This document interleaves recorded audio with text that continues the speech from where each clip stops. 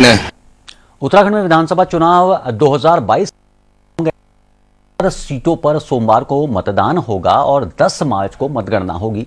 आपको बता दें कि 70 सीटों के लिए 632 उम्मीदवार मैदान में हैं और बीजेपी, कांग्रेस के साथ ही आम आदमी party, Bahujan Samaj party, Samajwadi party, Uttarakhand Kranti Dal अपने अपने जीत के दावे कर रहे हैं। तो वहीं इस बार वीआईपी सीट भी चुनावी समर में फंसी नजर आ रही है। दोनों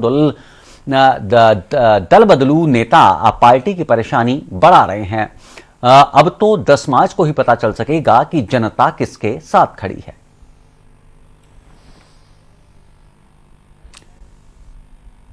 और ताजा अपडेट के लिए हमारे साथ जुड़ चुकी हैं देहरादून से हमारी एसोसिएट एडिटर ज्योत्सना। किस तरह की तैयारियां देख पा रही हैं? कल 70 विधानसभा सीटों के लिए मतदान होना है।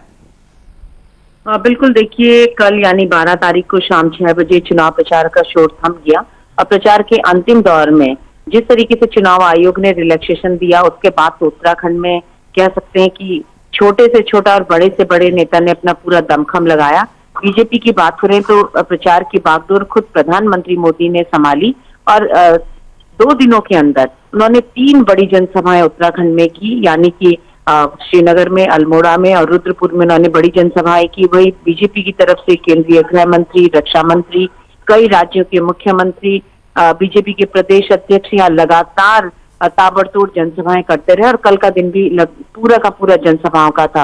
कांग्रेस की तरफ से भी राहुल गांधी और प्रियंका गांधी ने कमान संभाली और कल प्रचार के अंतिम दौर में प्रियंका गांधी ने 3 बड़ी रैलियां उत्तराखंड में की। इसके अलावा सचिन पायलट भी कल प्रचार में जुटे रहे और अब प्रचार का शोर थम गया है। तो अब आज का दिन कह सकते हैं कि डोर टू डोर जाने का है, उस अपने कमजोर पॉकेट को मजबूत करने का है जहां कहीं उम्मीदवार को ये लगता है कि यहाँ कोई कमी रह गई है।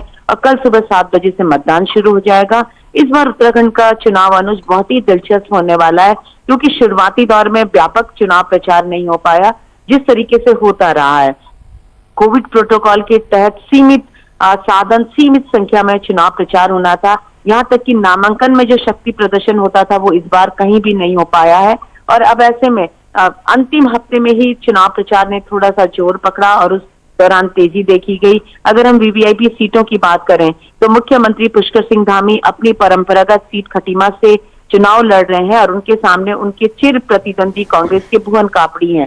दोनों की बहुत जबरदस्त टक्कर है, क्योंकि पहली बार भी बहुत कम मार्जिन से पुष्कर सिंह धामी वहां से इलेक्शन जीत पाए थे।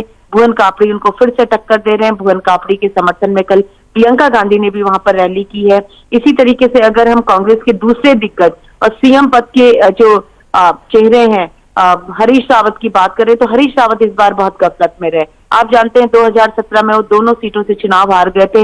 इस बार वो रामनगर से चुनाव लड़ना चाहते थे, लेकिन एक जमाने में उनके करीबी और उनके राइट हैंड रहे रंजीत रावत ने उनका मुखर विरोध किया और उसके कारण उनको लास्ट टाइम पे लालकुआं शिफ्ट होना पड़ा। लालकुआं में जहां बीजेपी के कैंडिडेट डॉक्टर मोहन बिष्ट उनको टक्कर दे रहे हैं, वहीं उन्हीं की कांग्रेस की बागी संध्या डालाकोटी उनको कहीं ना कहीं काफी परेशान कर रही है। यानी कि टक्कर बहुत जबरदस्त है।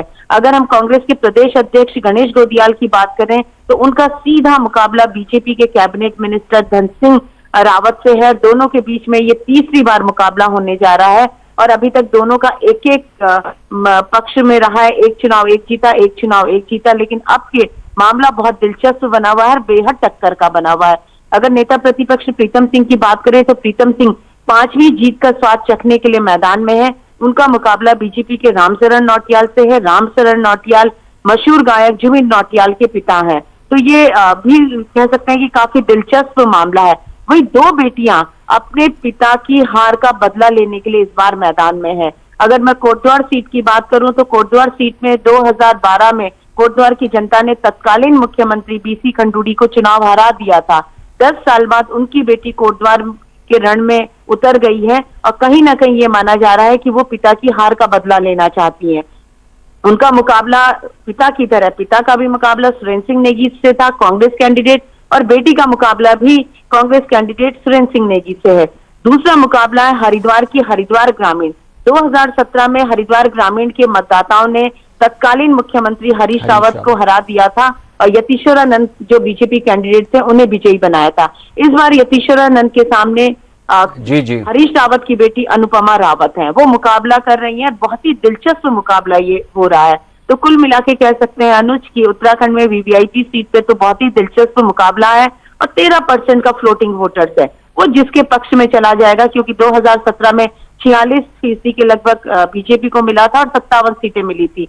वहीं अगर हम कांग्रेस की बात करें तो लगभग उसको 33% से ज्यादा वोट मिला था और 11 सीटें मिली थी। तो ये बीच का मार्जिन बहुत कम है, जिसने उसे पाट लिया वो उसके सर पे सरताज होगा। अनुज जी जी, जो सुना इस तमाम बातचीत